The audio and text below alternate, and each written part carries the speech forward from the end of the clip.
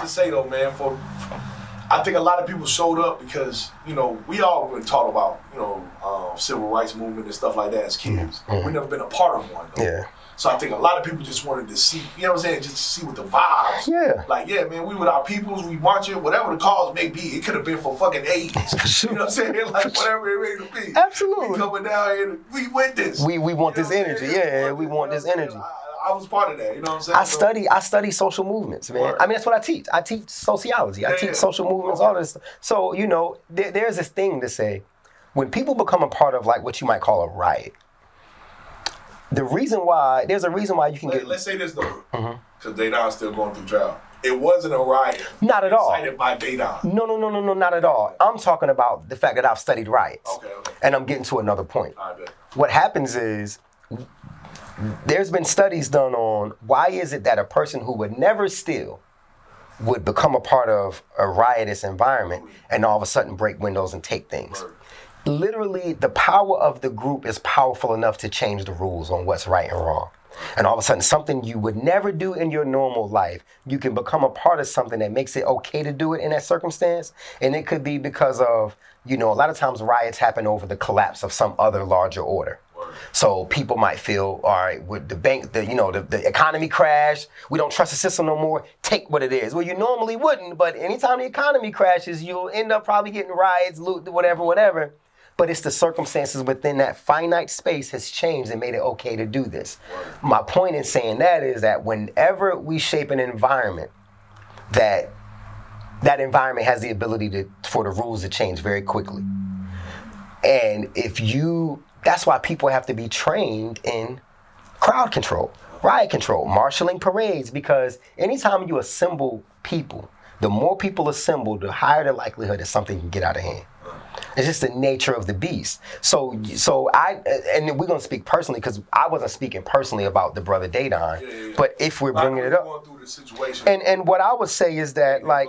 For the whole thing, which wasn't right at all. Man, and I won't even get into all that because I'm not a legal person, you know, whatever the case may be. But what I will say is, that thing is way bigger than him. Of course. Like, but, see, society doesn't know how to do things. Yeah. Like, the system would rather charge him than actually engage on the issue. But you want to know something that you did tell me that stuck with me forever? Mm-hmm. And how the legal system works, and how like actually getting to the root of something, making something happen. One thing you said to me, it was probably about 6 months ago, maybe longer, but I was just gonna say 6 months.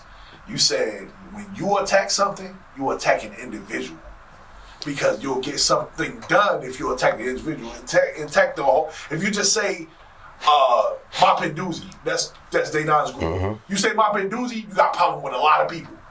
You say Daydon, you've isolated the problem to just this one guy. Man, there's so much I can say about that, but I ain't gonna do it. It'll give too much game. But there's absolutely. That's what I got from you though. Like literally, that's why I say I look up to you guys. I mean, if you really want to move something, there's the system.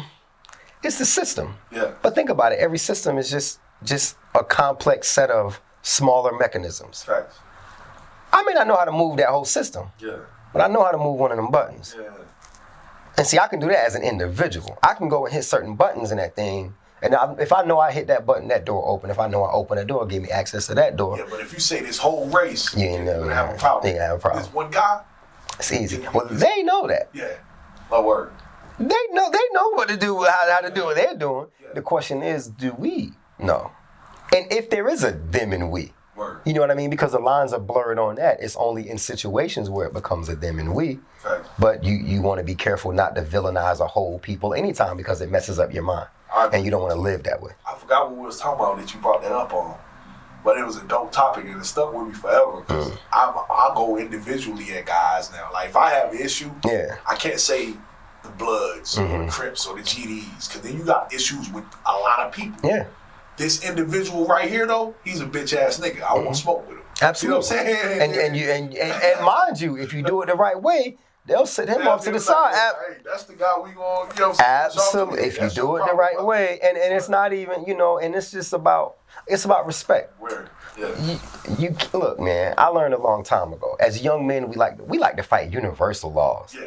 Listen. Did you see a lot of that in prison? Would you take some of that from prison? Just going individually at a guy, because you're not going to go against the whole... Nah.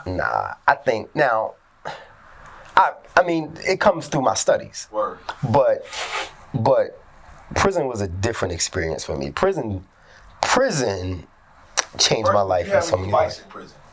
Nah. It was cool like that?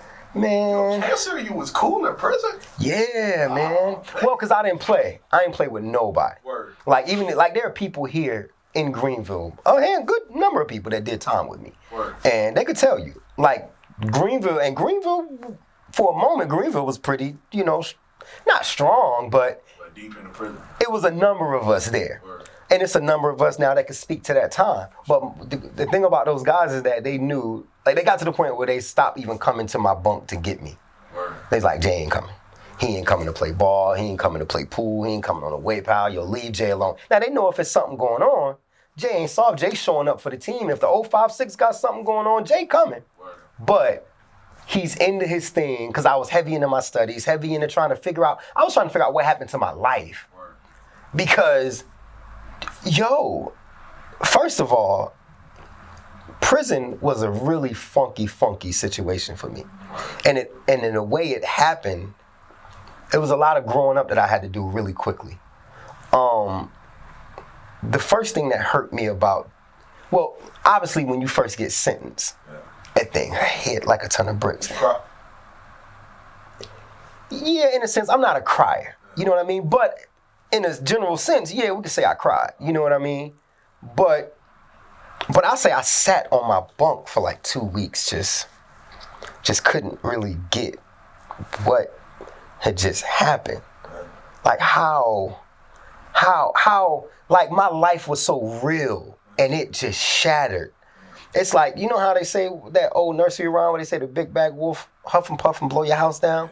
That judge just sat on the stand, did a quick huff and puff, and blew my whole joint down.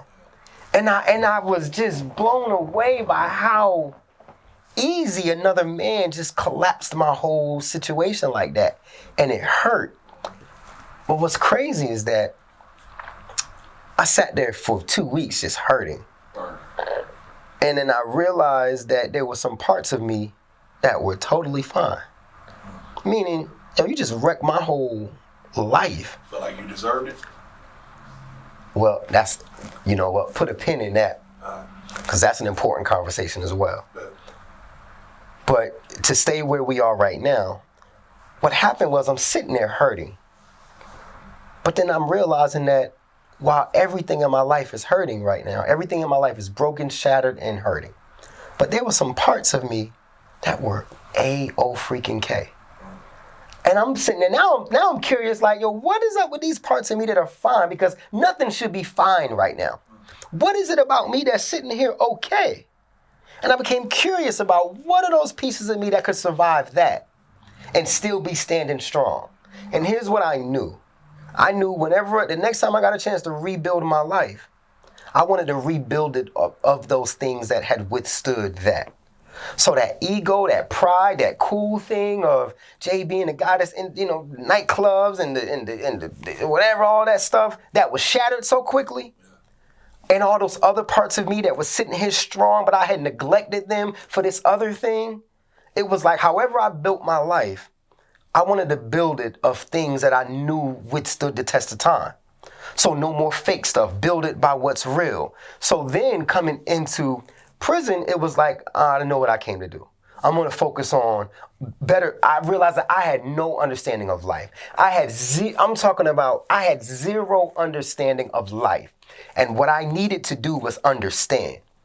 I didn't need to play pool. I didn't need to lift weights. I needed to under-freaking stand. You get what I'm saying? So I sat there, took my time, and I also realized why a lot of people was playing cards and lifting weights and doing whatever. They wanted to get that time off of them. They wanted to pass the time. They want to do something to keep your mind occupied to pass that time. And I'm like, no, I'm not passing away none of my time. I'm going to drink this thing straight, no chaser, and I'm going to swallow this, but I'm going to eat this. But when I come out, and I begin to build my life, they're going to know me. And I don't mean in the revenge they're going to know me, but they're going to know me.